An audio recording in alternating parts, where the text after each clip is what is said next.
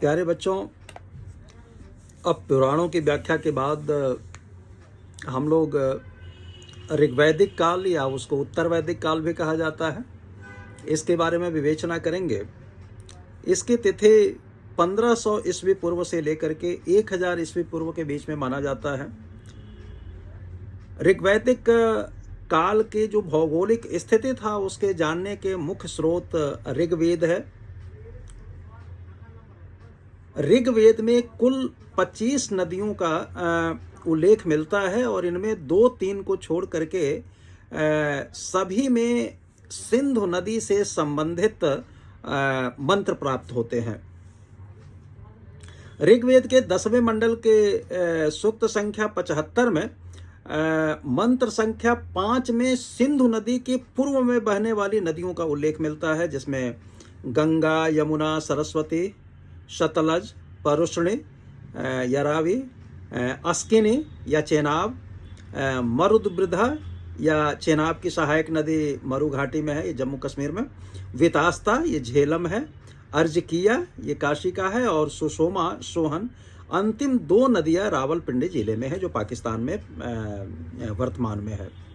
ऋग्वेद के 10वें मंडल में 6 में मंत्र संख्या 6 में सिंधु नदी के पश्चिम में बहने वाली नदियों का भी उल्लेख मिलता है, जिसमें त्रिष्टमा, सुसंत्री या सुरु, रमा, श्वेती, कुभा ये काबुल में है, कुर्मु या कुर्रम, मेहुल एवं गोमती।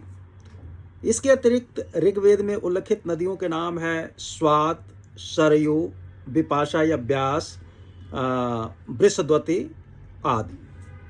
इन नदियों में सिंधु नदी और सरस्वती नदी 2 प्रमुख नदियां हैं। ऋग्वेद में सिंधु नदी की सर्वाधिक स्तुत किया गया है, उसकी प्रार्थना की गई है। ऋग्वेद में सरस्वती का सबसे पवित्र नदी के रूप में व्याख्या माना गया है, और सरस्वती हिमालय की पर्वतों से निकल करके सप्त सिंधु क्षेत्र में बहती हुई कच्छ के रण में जाकर के समुद्र में गिरती हैं। इन्हें सिंधु माता, नदीतमा, अन्नवती, उदकती इत्यादि नामों से संबोधित किया गया है।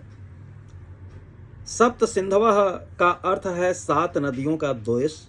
मैक्स मूलर के अनुसार सप्त सिंधवः में सरस्वती, सिंधु नदी तथा सिंधु की 5 सहायक नदियां सतलज, रावी, ब्यास, चेनाब और झेलम शामिल है।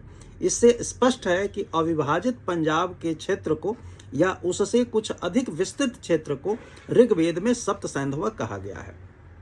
ऋग्वेद में वर्तमान अफगानिस्तान में बहने वाली स्वात नदी कुभा या काबुल में बहती है।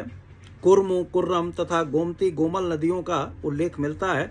यह इस बात का संकेत है कि आर्य सिंधु नदी के पश्चिम में भी बसे हुए थे।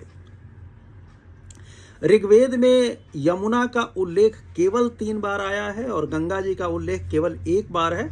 इससे स्पष्ट होता है कि ऋग्वैदिक काल में आर्यों का दल गंगा यमुना के द्वाब की ओर बढ़े जरूर थे, लेकिन उन क्षेत्रों में ज़्यादा प्रविष्ट नहीं हो पाए थे।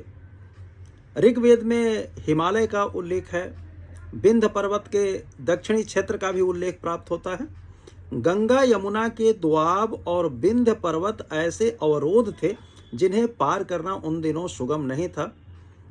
ऋग्वैदिक काल में आर्यों ने अफगानिस्तान, उत्तर पश्चिम सीमा प्रांत, पंजाब, कश्मीर, सिंध के कुछ भाग, राजपूताना के कुछ भाग, उत्तर प्रदेश का पश्चिमी भाग, इन क्षेत्रों में निवास करते थे और इनमें भी मुख्य क्षेत्र अविभाजित पंजाब का क्षेत्र या उससे थोड़ा विस्तृत था।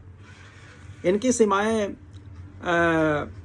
पश्चिमी सीमा काबुल या कुभा, पूर्वी सीमा गंगा के पश्चिमी तट, उत्तरी सीमा हिमालय और दक्षिणी सीमा अरावली को माना जा सकता है। ऋग्वैदिक काल के अंत के समय में आर्यों का प्रसार का दिशा पूर्वी प्रदेशों और दक्षिणी प्रदेशों के ओर समग्रतः होता गया। बहुत बहुत शुभकामनाएं।